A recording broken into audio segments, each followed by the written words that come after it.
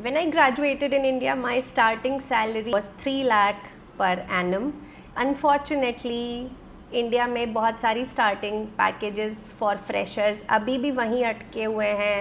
4 to 6 lakh is probably the average packages in average colleges, right? So I definitely jumped to $100,000 plus kind of salary right after my master's. So in that 2 years, I made that jump. Some of our clients have made similar jumps. Like I know somebody working with Deloitte after 2 or 3 years was earning around 14 lakh per annum. Went to US, is now earning $150,000 plus. An older person, a more senior person, she had spent more than a decade in India. Her salary still sucked somewhere around 20 lakh per annum. She is earning around $250,000 in US right now. And one of the highest salaries I've heard from our clients in US is $350,000 plus. So, I mean, those kind of career growths or salary jumps are honestly just not possible in India. Maybe if you're from IIT or a very top tier college, or if you're very, very exceptional, maybe you can create that opportunity for yourself in big tech companies right from India. But otherwise, it's very hard to get that kind of growth. And maybe that's the reason I went to US, and maybe that's why a lot of my clients go to US. And if you are in a similar boat where you feel options India mein limited hain, and going to US can give you at least that hope of a jump, and you want to take that shot, then you would be thinking about a master's in US. Because in today's video, I want to create a powerful plan of applying for masters in US and getting into best universities possible with your profile. So if you're somebody thinking of masters in US, this video is for you. I am going to share this plan with you on the other side of this intro. Keep watching.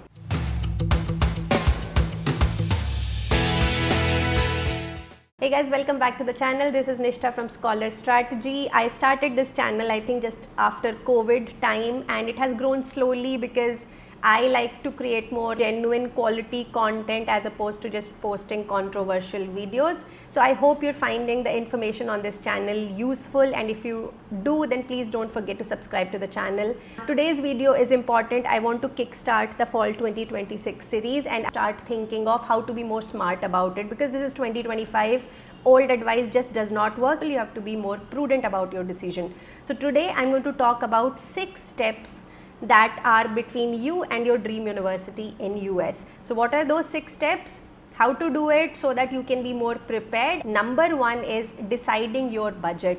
This is extremely crucial, and this is a step that you need to do right now. Do not delay it, because I don't want you to get into a very expensive program which does not give you good prospects, so that when you're graduating you are panicking because you did not find the right opportunity. First step is to decide what is a safe budget for me, which will help you shortlist the right universities. How to do it, we have discussed a very good formula in the previous video. Check it out. I'm leaving the link in the description box below. So go through that video, apply that formula, and decide that this is my budget for masters in US. This is the maximum that I'm going to spend.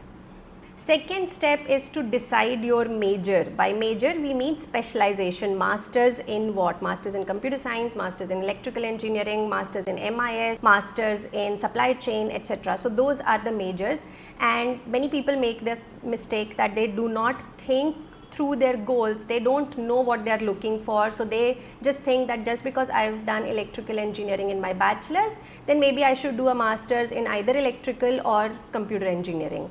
That is not how you should be thinking about it. You should think about your post-master's goal, what is the kind of opportunities or job roles you're looking for, and then decide the major accordingly. You're going to spend a lot of time, money and energy in this process. Make sure you go for the right program, otherwise you will end up frustrated.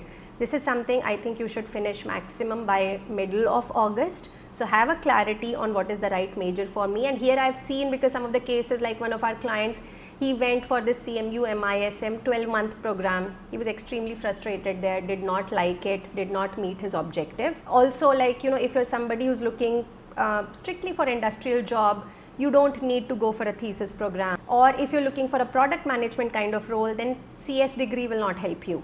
And if you're looking for something around management, then rather go for a techno management program instead of a core engineering program like mechanical engineering, etc. Now what I would add in 2025 is that you also want to go for majors which are more job friendly and also H1B sponsorship friendly, and this is why I discourage people to go for HR or marketing kind of courses in US, because it's much tougher to find a H1B sponsored jobs in those fields. We have done videos like this one previously where I discuss like what are some of the job friendly majors in Trump administration. So do go through that and also stay updated on the macro economic and geopolitical news, so that you know what fields are good, what fields are not that great. And also do follow this channel as well as do follow me on Instagram, because I do post frequent videos there about these job related topics, because I highly believe that if we are going to US to study there, we should go for a course which would give me the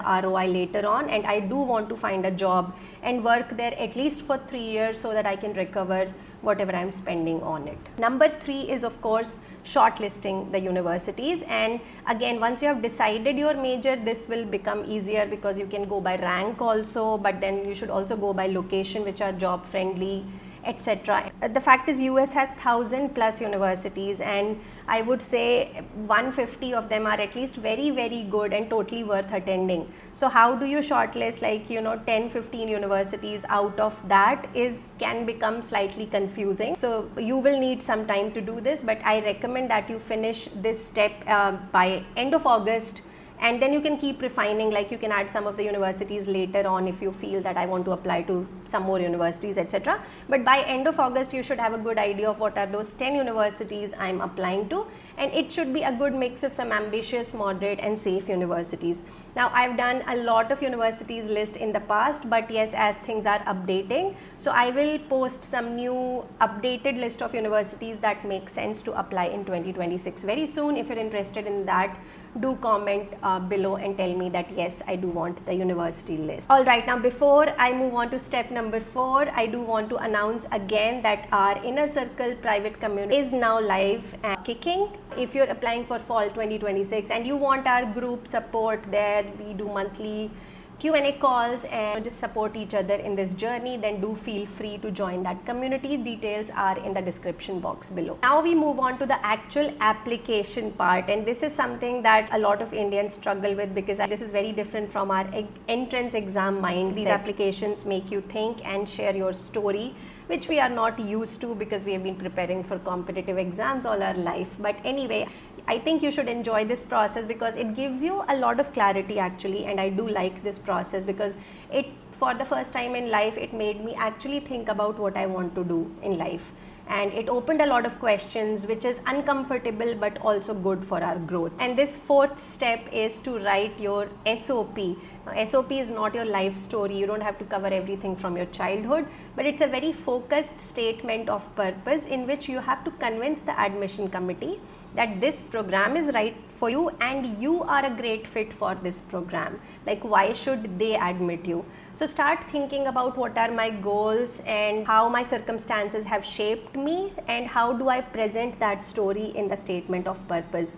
Now, writing is a very tough exercise, and especially after AI, ChatGPT and everything, people are actually forgetting how to write. And if you think you are just going to write a SOP on ChatGPT, I have some bad news for you. Admission committees have become extremely trained at detecting AI kind of text. They have full software for it as well, and they are trained to determine whether this is a human writing or not. So don't rely on ChatGPT alone. Of course, if you can use it intelligently, but the writing has to be your own. And this takes time. It's not an overnight exercise. No matter what a good writer you are, you just cannot write a good SOP in 1 week. We do like 3 to 7 iterations to get to that right SOP. This is one of my forte in the mastermind package, and this is something our clients absolutely swear by. So yes, do keep good time for yourself, but you should target finishing the SOPs by mid-October so that you can actually start applying in November. Now we come to the 5th part of the applications, which is getting your LORs. Getting the right LORs from the right people is very important, and Indians underestimate this point. They think they will just write something, praise themselves in the LORs and submit it.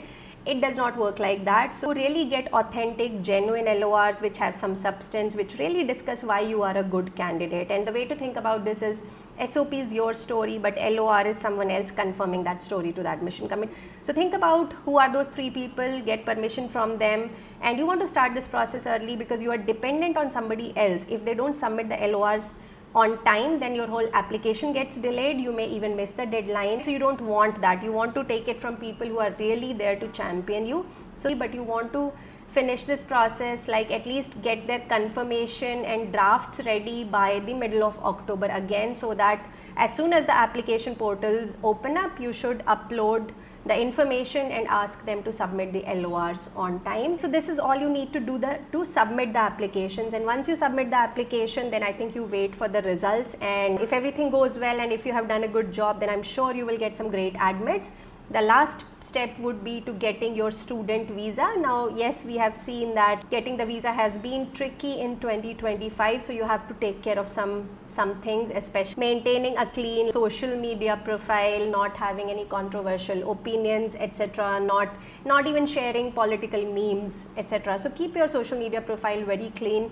Second thing that matters is if your financial backing is solid, and this is why I asked you that you should decide your budget very carefully and apply to those universities that you can actually afford. So if you have done all that part clearly, then you will not face any issue in getting your visa. You are going to a good university, you can show the financial backing for it, so they have no reasons to reject you. I know there are some bumps right now because of the Trump's aggressive stance, but I expect those things to smoothen out by the time you guys are going for your student visas. So it should be fine in the end. So that is a good summary of the major 6 steps that are involved if you want to study in your dream university in US and build a powerful career after that. Do you want me to elaborate any of those points in a future video? If yes, then do comment below and I'd be happy to do that. As again, we have a lot of content coming up on university lists, some financial tips, etc., etc. So do stay tuned, do subscribe to the channel, and don't forget to like this video. It will really help me with the algorithm. And of course, I will see you guys next week with a fresh new video. Until then, take care. Bye-bye.